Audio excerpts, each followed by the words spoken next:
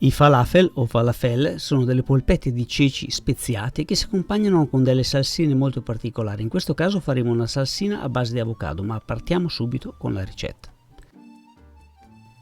Ci serviranno circa 300 g di ceci già cotti e anche freddi. Vanno bene quelli in scatola oppure mettete quelli secchi a bagno per 36 ore e poi li fate bollire un'ora e li fate raffreddare.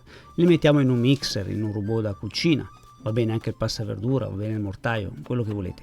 E ci mettiamo dentro mezza cipollina fresca dell'orto, ma va bene anche la cipolla bianca comune, sarà soltanto un po' più forte. Poi ci mettiamo 1 o 2 cucchiai di sesamo a secondo dei vostri gusti e anche un cucchiaino di cumino o di coriandolo, un assaggino di aglio a piacere e un bel mazzetto di prezzemolo. Un po' di sale, pepe e se volete ci potete mettere anche del peperoncino.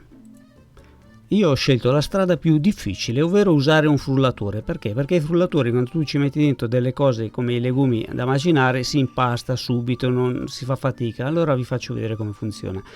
Un pochino alla volta ci aggiungo anche dell'acqua appena finché non riesco a raggiungere una consistenza tale che permette al robot da cucina o al mixer o al frullatore di macinare il contenuto. Questa cosa qui non la fa vedere nessuno perché è imbarazzante avere il frullatore che gira metà sì metà no, invece no, bisogna proprio spiegarle queste cose qua perché sennò dopo uno dice non sa come fare. Ovviamente se ci abbiamo messo un goccino di acqua la consistenza sarà un attimino più liquida. Per questo a volte è meglio usare magari il mortaio a mano, è tutto più facile, ma noi usiamo il frullatore. Quindi cosa facciamo? La addensiamo. Utilizzo 2, 3, 4 cucchiaini di farina di ceci, oppure se volete fare in fretta e secondo me anche meglio, ci mettete 2 cucchiaini di pane grattugiato.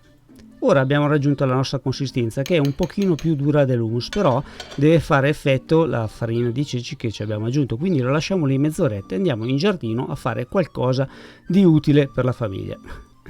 Intanto facciamo anche la salsa. Ho deciso di fare una salsa all'avocado. Utilizzerò mezzo avocado maturo, sempre nel frullatore, ma potete fare anche una salsa al pomodoro crudo, potete fare la salsa allo yogurt, la salsa all'aglio, fate la salsa che volete, basta che ne fate una. Va bene anche dell'hummus.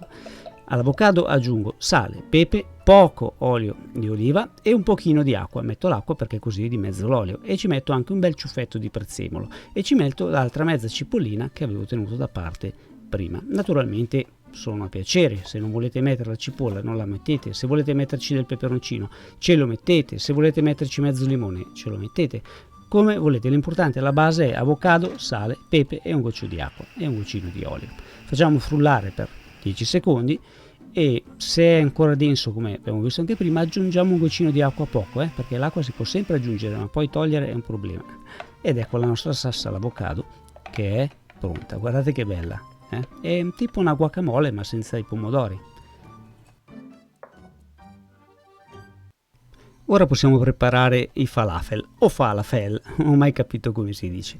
In un piatto mettiamo sotto un pochino di pane grattugiato e un pochino di sesamo, ma va bene anche solo il sesamo, anche niente se volete, però è tutto più facile con un po' di pane sotto. Ora con un cucchiaio, con un porzionatore da gelato, con un filtro del caffè, con uno stampino facciamo delle polpette grandi tutti uguali.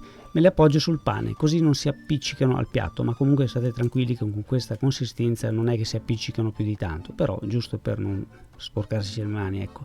Ora bisogna dargli la forma classica dei falafel che è rotondeggiante, ecco, ma potete comunque lasciarli rotonde, potete fare la forma di crocchetta, fateli come volete. Io vi faccio vedere la forma diciamo della ricetta tradizionale.